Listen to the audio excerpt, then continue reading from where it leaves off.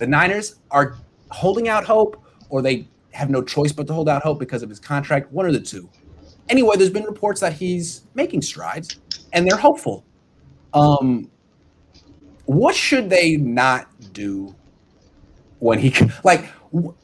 If you were a coach, what would you do to give Dee Ford the best chance to contribute in some way this year? Yeah, I think you're just going to have to give him time. If there's any chance that he's going to play, you've got to be really patient with him.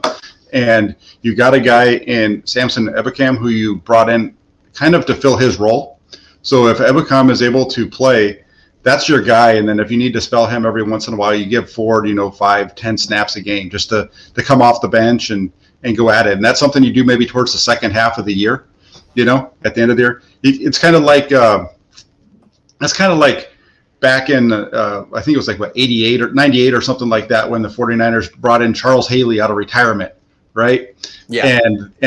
And they brought him in specifically just to rush the passer. The guy hadn't played all year, and they brought him in, and he played 10 or 15 snaps against the Packers, and then the next week against the Falcons. So I think that's kind of what you'd be possibly hoping to get out of a guy like Dee Ford, especially since with everything that he's got going on with his back and whatnot. Yeah, I'm trying to think like a procedural. What would you do during the week?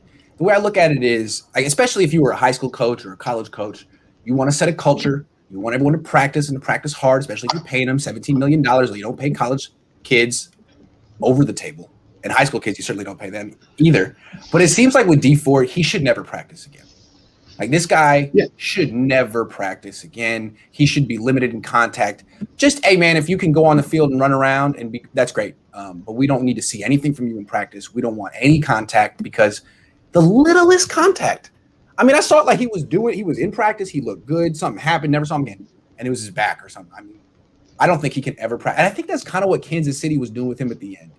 They were like, look, anything you can give us on game day is gravy. We don't expect you to practice, and that's why we're not going to resign you. Yeah, and guys in his position don't need to have that much practice as long as they're working on their technique with on the side field or whatever without contact.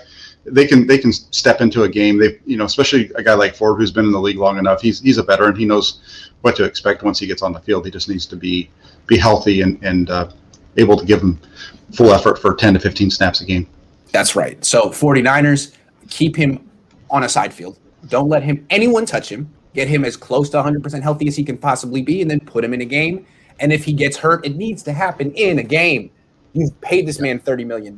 Put him in. He got hurt last year in practice. He's gotten hurt.